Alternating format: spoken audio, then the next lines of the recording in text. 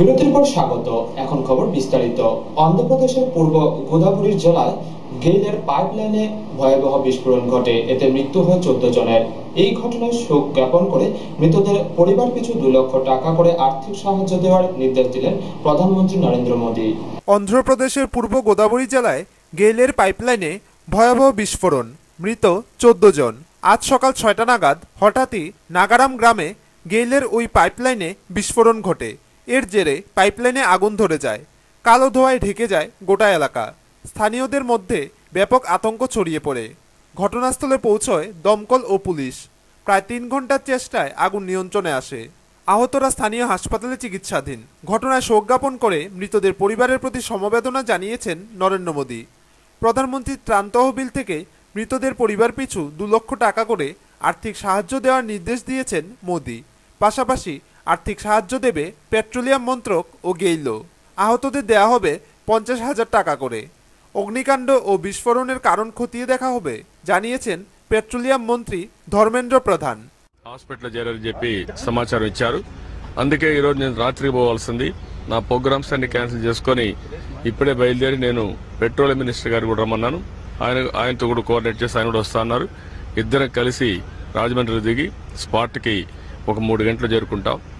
ఏం జరిగింది అన్ని కూడా స్టడీ చేసిన తర్వాత ఈ సంఘటనకు ఎవరైనా నెగ్లిజెన్స్ ఉంటే వాళ్ళపైన యాక్షన్ తీసుకోవడం. రెండోది ప్రజల ప్రాణాలు చాలా ముఖ్యం. গ্যাস వల్ల ప్రజలకు লাভও జరుగుతా ఉందనుకుంటే আজ দুর্ঘটনাস্থল পরিদর্শন করেন তিনি। ব্যুরো রিপোর্ট, খবর ত্রিপুরা। মাওবাদীদের সঙ্গে কোনো আলোচনাতেই যেতে রাজি নয় কেন্দ্রীয় সরকার, এই বিষয়ে স্পষ্ট অভিমত জানালেন কেন্দ্রীয় স্বরাষ্ট্রমন্ত্রী রাজনাথ সিং। মাওবাদীদের সঙ্গে কোনো আলোচনাতেই যেতে রাজি নয় কেন্দ্রীয় সরকার। শুক্রবার এই কথা স্পষ্ট জানিয়ে দিলেন কেন্দ্রীয় স্বরাষ্ট্রমন্ত্রী রাজনাথ সিং। 10টি মাওবাদী উপদ্রুত রাজ্যের মুখ্য সচিব ও ডিজিপিদের সঙ্গে আলোচনা শেষ করে স্বরাষ্ট্রমন্ত্রী জানান, মাওবাদী সমস্যা সমাধানে সুষম পদ্ধতি অবলম্বন করবে সরকার। মাওবাদী মোকাবেলায় বিশেষ বাহিনীর জন্য তহবিলও করা হবে। গ্রে হাউন্ডের মতো বাহিনীদের নিয়োগ করা হবে ঝাড়খণ্ড, ছত্তিশগড়, বিহার ও উড়িষ্যাতে। বিভিন্ন রাজ্যগুলিতে মাওবাদী বিরোধী প্রক্রিয়ার কী অবস্থা তা খতিয়ে দেখতেই আজকের বৈঠকের আয়োজন করা হয়েছিল। ছত্তিশগড়, ঝাড়খণ্ড, বিহার, উড়িষ্যা, পশ্চিমবঙ্গ, মধ্যপ্রদেশ, উত্তরপ্রদেশ, মহারাষ্ট্র, অন্ধ্রপ্রদেশ ও তেলেঙ্গানার প্রতিনিধিদের সঙ্গে আজ বৈঠক করেন রাজনাথ সিং। ব্যুরো রিপোর্ট, খবর ত্রিপুরা। সরকারি পরিসংখ্যান অনুযায়ী রাজ্যে বর্তমানে ম্যালেরিয়ার মৃত্যুর সংখ্যা দাঁড়িয়েছে 78-এ। এই ভয়াবহ পরিস্থিতিতে তুলাশিখর ব্লকের অন্তর্গত তুলাশিখর হাসপাতাল এবং বেহালাবাড়ি হাসপাতাল পরিদর্শনে এসে ম্যালেরিয়া রোগীদের সাথে কোনো সাক্ষাৎ না করে ঝটিকা সফরে কেবল চিকিৎসকদের সাথে কথা বলেই চলে যান কৃষিমন্ত্রী অগর দেববর্মা। এই ঘটনায় ক্ষোভ প্রকাশ করে ম্যালেরিয়া রোগীরা। প্রকোপ চলছে ম্যালেরিয়ার। সরকারিভাবে পরিসংখ্যান বলছে রাজ্যের ম্যালেরিয়ায় মৃতের সংখ্যা বেড়ে দাঁড়িয়েছে 78-এ। পরিস্থিতি ভয়াবহ রূপ নিচ্ছে। খোয়াই জেলায় ম্যালেরিয়ার প্রভাব বিরাট আকার ধারণ করেছে।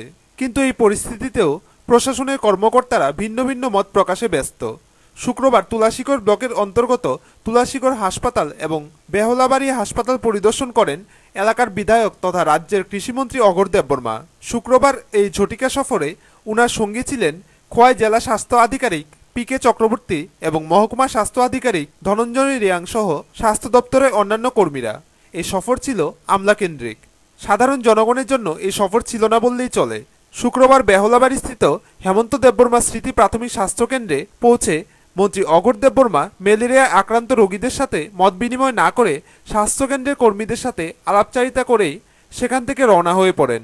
অথচ আমরা হেমন্ত দেববর্মা স্মৃতি প্রাথমিক স্বাস্থ্যকেন্দ্রে ভর্তি ম্যালেরিয়ায় আক্রান্তদের সাথে কথা বলে জানতে পারি, এই স্বাস্থ্যকেন্দ্রে ম্যালেরিয়া সংক্রান্ত কোনো ওষুধ রোগীদের সরবরাহ করা হয় না, বরং রোগীদের সেই ওষুধ বাজার থেকে কিনতে হয়। আপনারা ওষুধপত্র পায়নি, কিনুন লাগে, হাসপাতাল থেকে পায় না কোন ওষুধ। আপনারা ওষুধপত্র পাইতেছেন নি হাসপাতাল থেকে?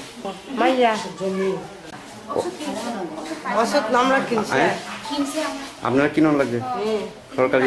হ্যাঁ, কোন ওষুধ পাইছেন না? ওষুধ দিছে না, আমরা সব কিনছি। সব কিনছে।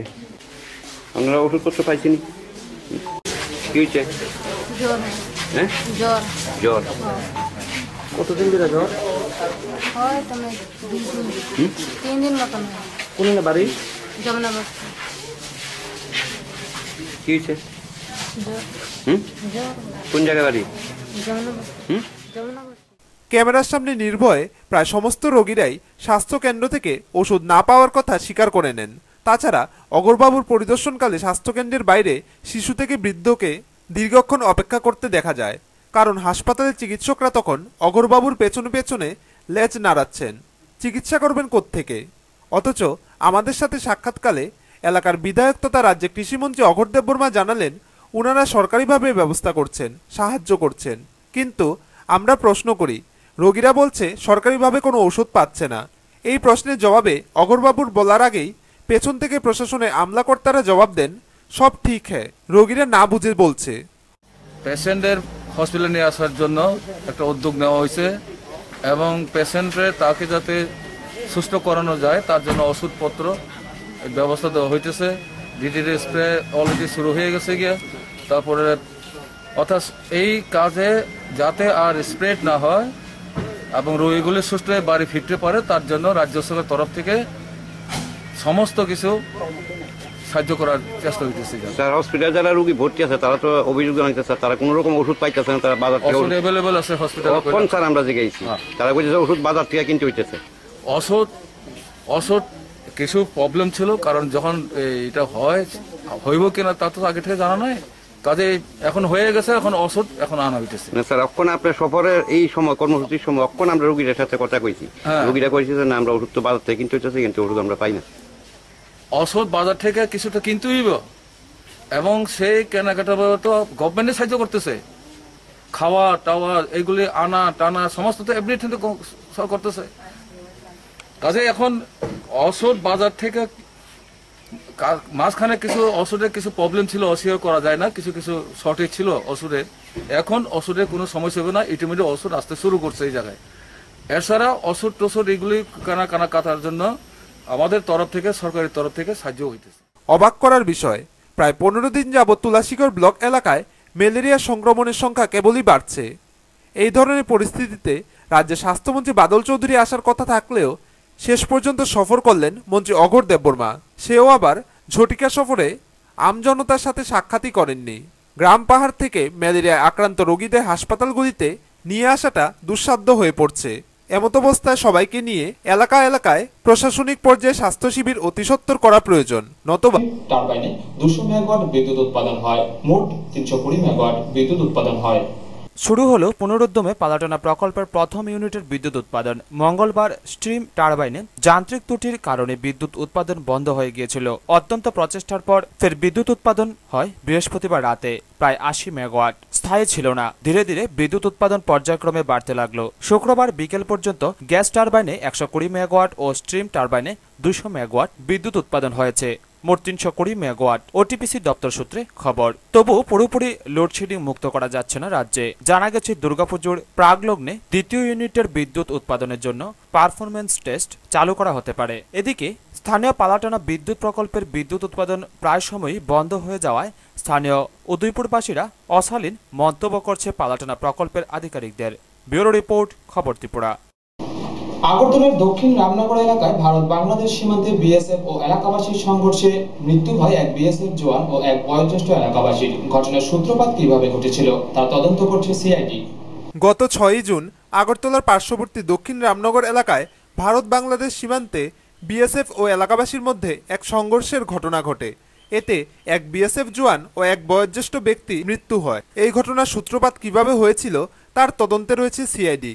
ঘটনাস্থলে কোনো কিছু পাওয়া যায় কিনা তা খুঁজে দেখতে গত বৃহস্পতিবার পুলিশ কুকুর ও মেটাল ডিটেক্টর নিয়ে তদন্ত করে পুলিশ ও সিআইডি আধিকারিকরা।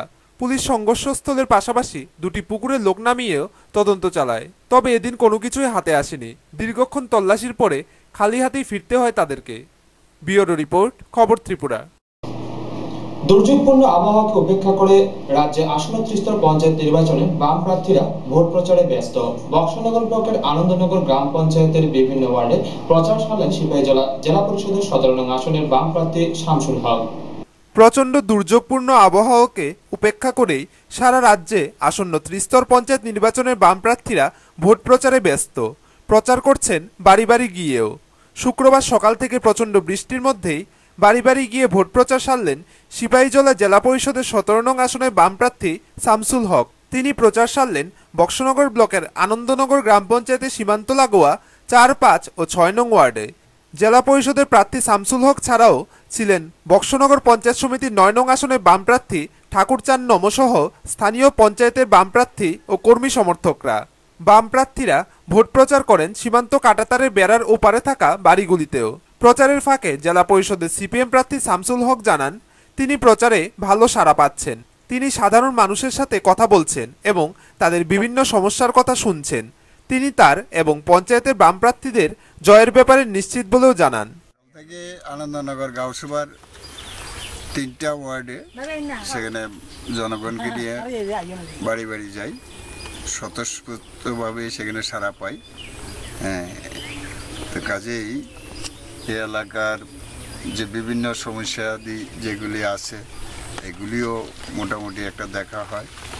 মানুষ তারা আত্মবিশ্বাস তাদের আছে যে এই সকল সমস্যাগুলি আছে এগুলি একমাত্র বামপন্থীরাই সেখানে সমাধান করতে পারে।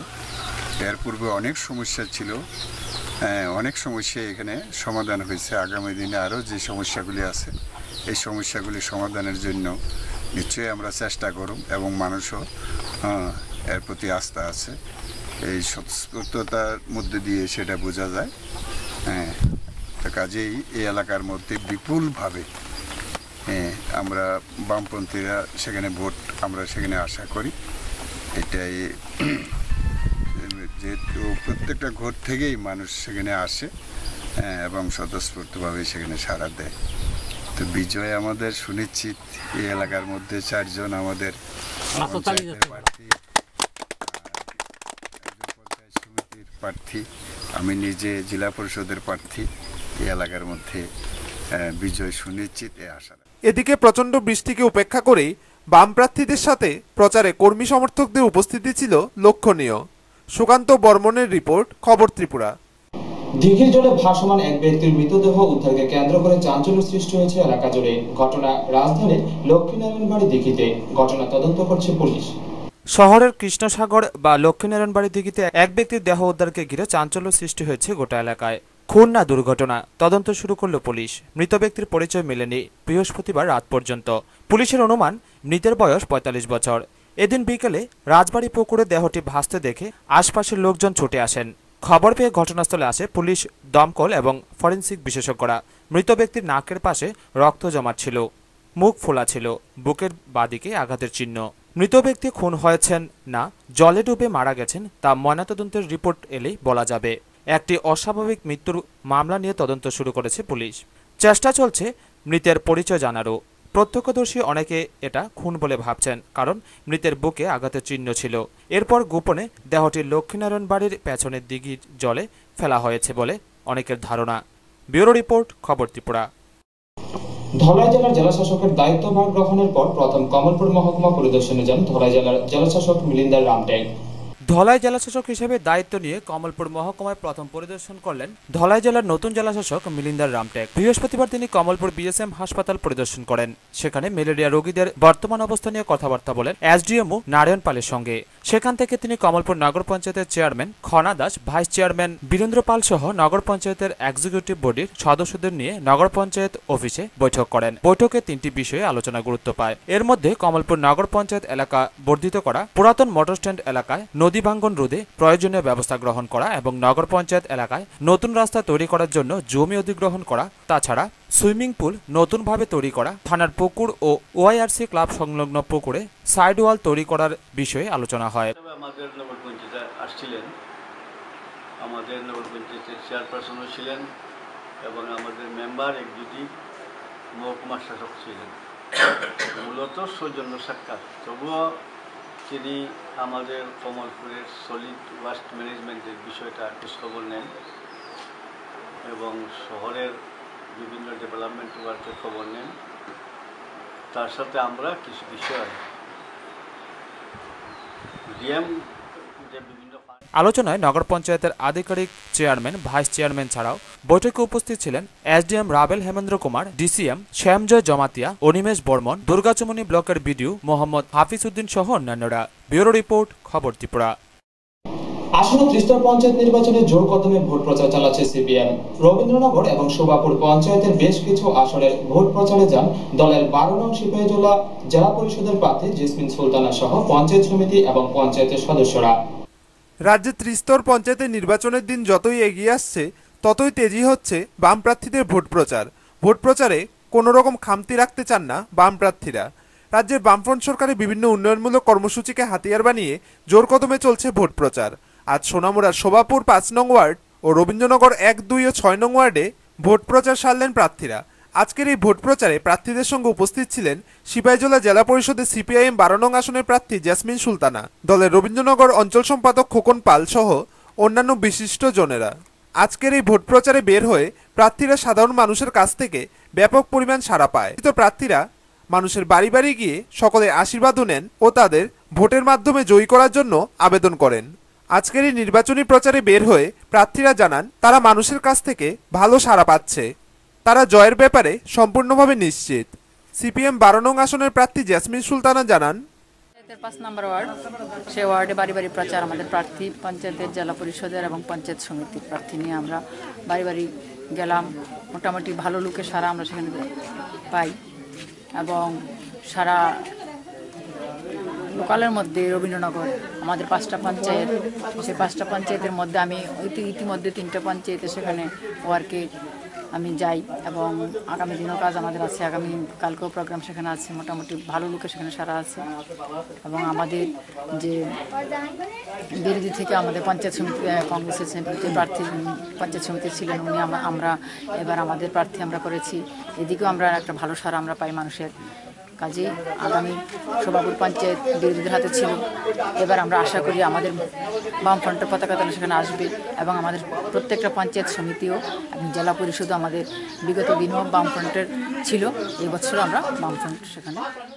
দলের রবীন্দ্রনগর অঞ্চল সম্পাদক খোকন পাল জানান, আমাদের শোভাপুর 5 নং ওয়ার্ডের প্রার্থী এবং সমস্ত জনগণকে নিয়ে বাড়ি বাড়ি প্রার্থীদেরকে পরিচয় করানোর আজকে যে কর্মসূচি, এই কর্মসূচির মধ্যে যে সারা আমাদের জিতার জন্য যে অবস্থা তৈরি হয়েছে, 11টা আসনের মধ্যে শোভাপুর কাশবর মধ্যে 11টি আমরা নিশ্চিত, সেখানে বিন্দুমাত্র সেখানে সন্দেহ নেই।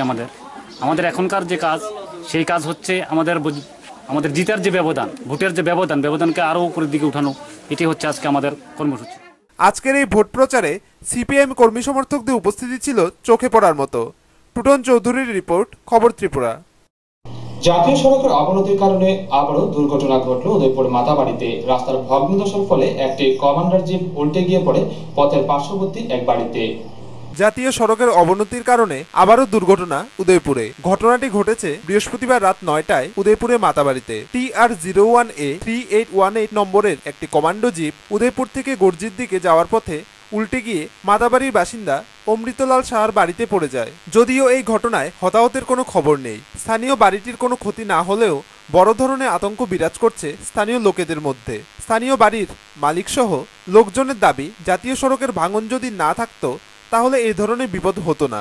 রাস্তার ভগ্নদশার ফলে স্থানীয় এলাকাটিতে আগেও বহু দুর্ঘটনা ঘটেছে।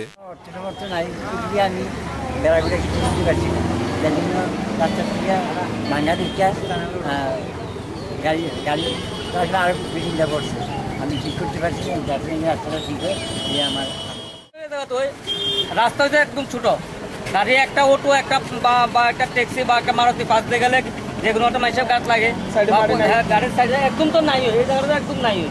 আর তোমার সাইডে স্কুল প্লাস তোমার ওই চলে রাখছে আইতে অনেক কষ্ট হয়। বা একটা বাইসাইকেল বা একটা মানুষের পাশ দিয়ে গেলে রাস্তাটাই সবসময় অসুবিধা হয়। গাছটা তো পুরাটাই এই বোধ, এই গাছটা যে কোনো মুহূর্তে পড়তেও পারে, এই গাছটার নিচে কিছু নেই। ব্যুরো রিপোর্ট, খবর ত্রিপুরা।